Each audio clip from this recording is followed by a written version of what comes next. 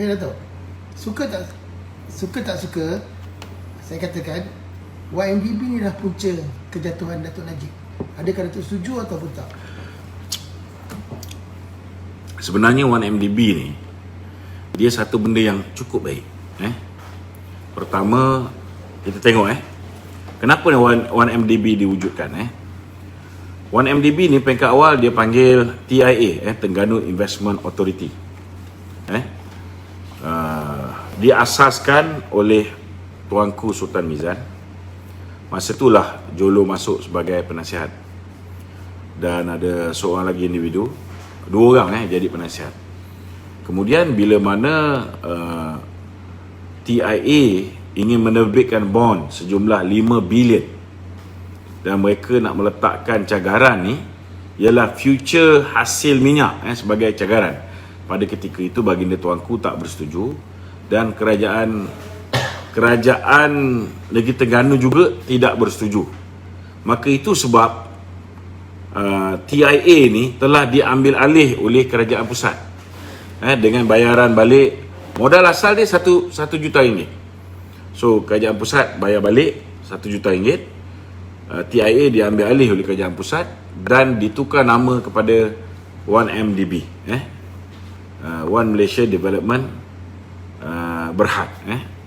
Dan tiga perkara utama yang telah diarahkan oleh 1MDB ni, oleh Datuk Seri Najib untuk 1MDB buat. Pertama sekali ialah untuk membina rumah mampu milik. Sebagai contoh dekat air hitam Pulau Pinang, air hitam Pulau Pinang, di situ ada sebidang tanah yang telah dibeli oleh 1MDB, dan tanah ini mau dibina 10,000 unit rumah mampu milik. Dia 1MDB ni dia benda yang baik, cuma mungkin dari segi wrong decision making mungkin telah dibuat di sini. Sebagai contoh, bila nak buat rumah mampu milik dekat air hitam ni, kawasan Kubu Kuat DAP ni, kawasan Karpal Sing dulu, kalau di situ dibina 10,000 unit rumah mampu milik, kalau si suami mengundi di situ, si isteri berpindah mengundi di situ, kalau anak ada 5-6 orang, seorang mengundi di situ, maknanya akan ada 30,000 pengundi baru. You rasa kalau 1MDB yang dimiliki 100% oleh kerajaan pusat nak buat rumah mampu milik untuk rakyat Pulau Pinang yang susah, you rasa kerajaan negeri akan luluskan tak? Sudah pasti tak diluluskan.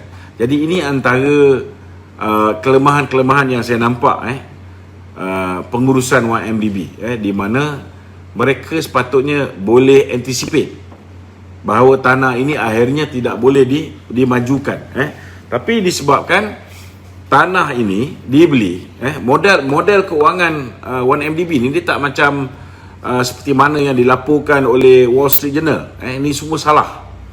Wall Street Journal mengatakan bahawa 1MDB ialah sovereign fund. Sovereign fund ni macam khazanah. Dia melabur menggunakan duit rakyat. Tapi 1MDB tidak. 1MDB dia dapat duit ni daripada pasaran modal. Maknanya sama ada dia pinjam daripada bank atau dia terbitkan bond. So kalau dia beli tanah hasil duit pinjaman, lagi lama dia bangunkan, lagi banyaklah interest yang dia kena bayar, betul tak? Kerana dia beli tanah dengan duit yang dia pinjam. Ini yang saya kata mungkin wrong decision making. Ini satu. Tapi niat dia baik. Niat dia ialah nak pastikan bahawa dapat dibina rumah yang mampu milik, bukan mampu tengok. Ketika itu terlalu banyak rumah yang hanya mampu ditengok, bukan mampu dibeli oleh rakyat. Itu pertama.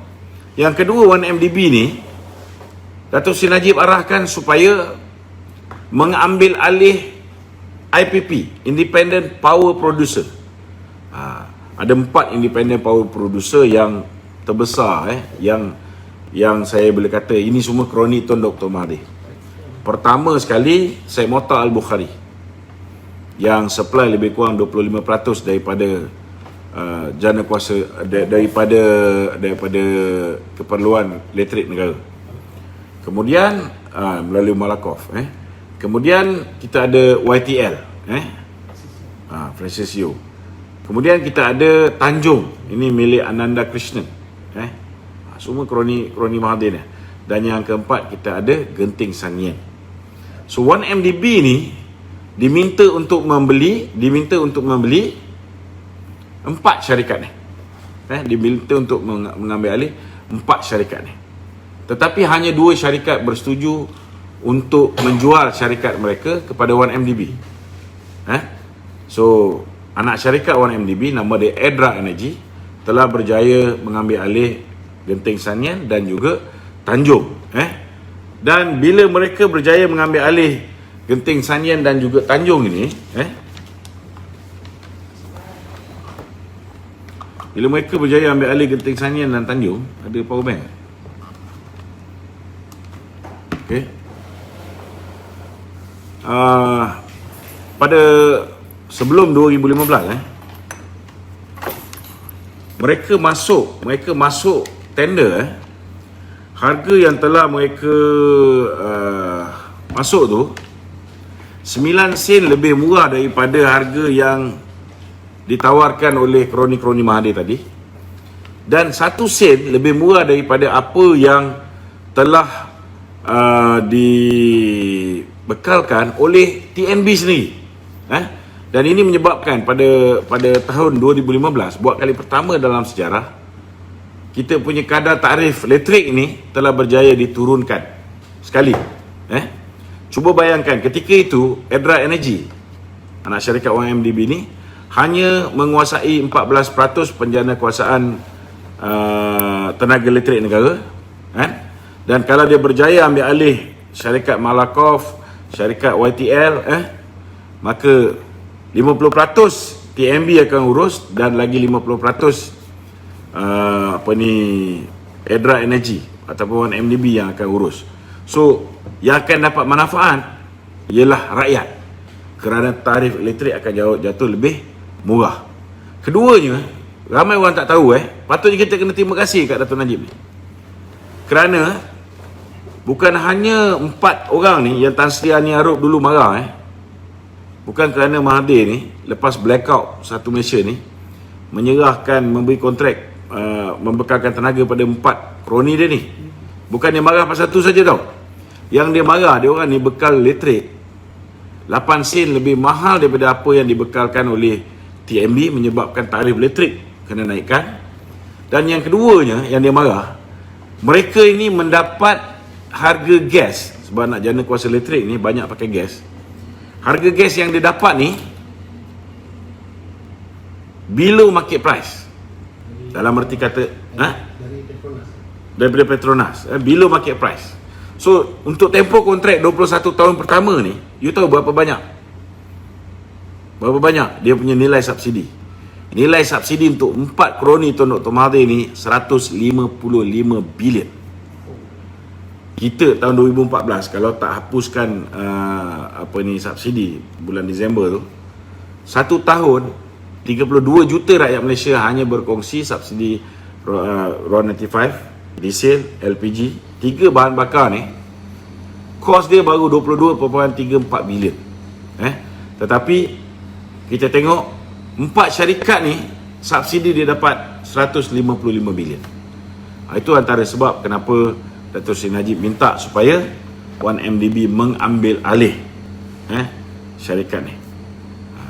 Dan yang keempat, biasa bila Perhimpunan Agung UMNO kita cakap pencakar langit naik sana sini, tapi mana equity orang Melayu? Tak ada, betul tak? Inilah antara sebabnya 1MDB dipertanggungjawabkan untuk membangun bandar Malaysia.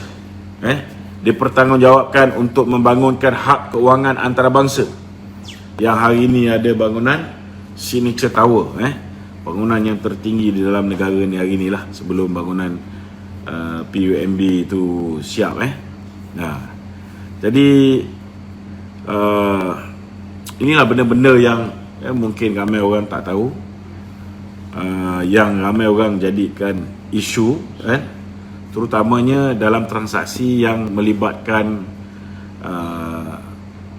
transaksi yang melibatkan kerjasama antara YMDB dengan Petro Saudi, cari gali minyak di Turkmenistan dan juga di Argentina, yang peringkat awalnya kos dia lebih kurang 1.3 bilion, tapi disebabkan cari gali minyak ni bukan senang nak dapat, dan ianya akhirnya menelan belanja sampai 1.8 bilion.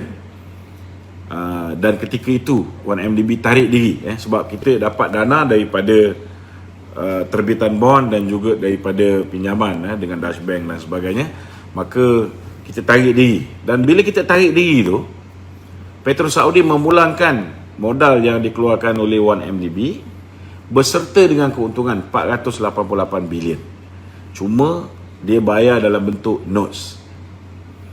Notes tu yang akhirnya kita jual kepada Aba IPIC, dan Aba IPIC kemudiannya akhirnya bersetuju mengambil alih notes tu semua beserta dengan bond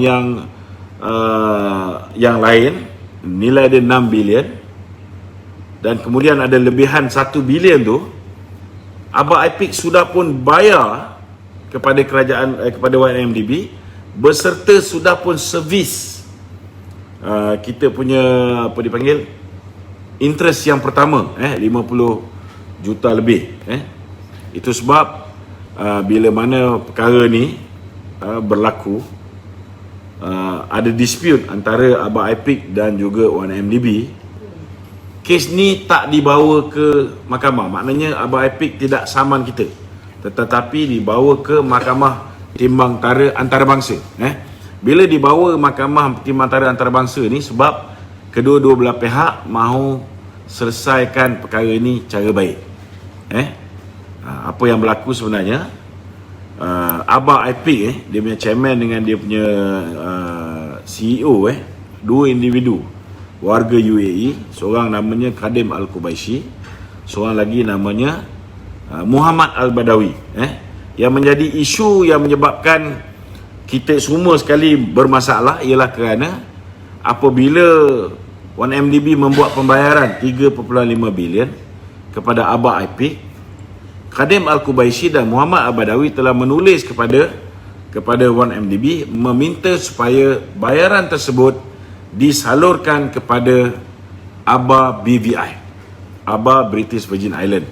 Dan bila mana 1MDB membuat semakan siapakah tuan punya Aba IPIC ni, Aba BVI ni, maka semakan tu mendapati bahawa memang ianya dimiliki oleh dua orang tokoh Aba IPIC ni, iaitu Kadim Al-Qubaisi dan Muhammad Al-Badawi. Barulah duit tu dilepaskan, dibuat pembayaran ke dalam akaun Aba BVI ni. Cuma macam katalah aku beli rumah kau kan, engkau kata okey, harga RM1 juta, 800,000 masuk akaun kau, lagi 200,000 masuk akaun anak kau, kan? Aku boleh bertikai tak? Boleh. Aku boleh tanya kau kenapa nak masuk dalam akaun anak kau. Kau pun cakap ginilah, aku buat surat, aku bagi arahan, kan? So bila dah ada surat arahan daripada Aba IPIC yang mengatakan bahawa duit tu perlu dimasukkan ke dalam Aba BVI, barulah 1MDB menyalurkan ni. Jadi kalau ada pun salah laku, kerana benda ni tidak diluluskan di peringkat lembaga pengarah, maka sewajarnya tindakan ataupun siasatan dulu dilakukan ke atas Syarul, dan kalau ada unsur-unsur jenayah, maka Syarul patut didakwa, bukan Datuk Seri Najib, kan? Ini sebenarnya apa yang berlaku. Jadi itulah antara lebih kurang tentang 1MDB. Niat dia baik, tetapi mungkin dalam perjalanan niat yang baik itu, ialah kita tak boleh nak sangka bahawa ada pihak yang mengambil kesempatan yang akhirnya telah menyebabkan Datuk Seri Najib berada dalam keadaan yang tidak sepatutnya dia berada. Okey, ya. Boleh cerita sikit pasal hutang 1MDB dengan aset 1MDB. Kalau aset 1MDB Ketika isu ni meletup, ketika itu Deloitte ni syarikat audit 1MDB, ketika itu telah membuat audit dan mendapati bahawa aset 1MDB ialah lebih kurang hutang 1MDB 41.9 bilion dan 41.9 bilion. Kemudian dia punya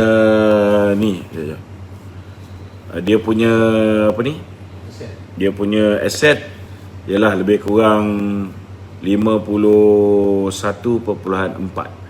bilion. So beza tu banyak. Beza tu banyak. Dalam erti kata lain aset dia lebih daripada dia punya hutang. Bagi saya tak ada orang dalam dunia ni kalau kita bagi 1 juta ringgit dia berniaga, dia boleh buat keuntungan dalam bentuk aset 12,000 kali ganda. Ini 1MDB kan.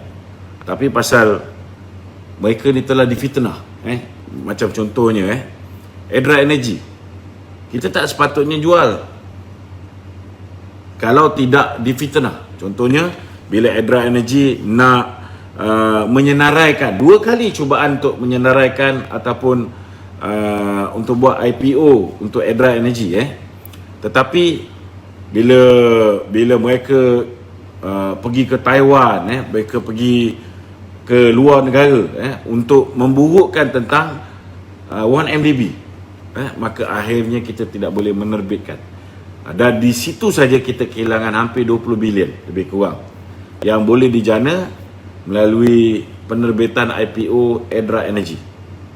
Kalau ada 20 bilion ni, maka 1MDB tak perlu buat pinjaman. Dia boleh gunakan duit pelabur tu, orang yang beli saham dia jadi dia boleh simpan. Ini Edra Energy ni memang confirm boleh buat duit. Tak ada masalah. Tapi mereka tak sempat nak buat duit mereka sudah difitnah macam-macam. Nak terbitkan bond tak boleh, nak terbitkan nak senaraikan di Bursa Saham Kuala Lumpur tak boleh, maka akhirnya mereka terpaksa menjual syarikat tersebut.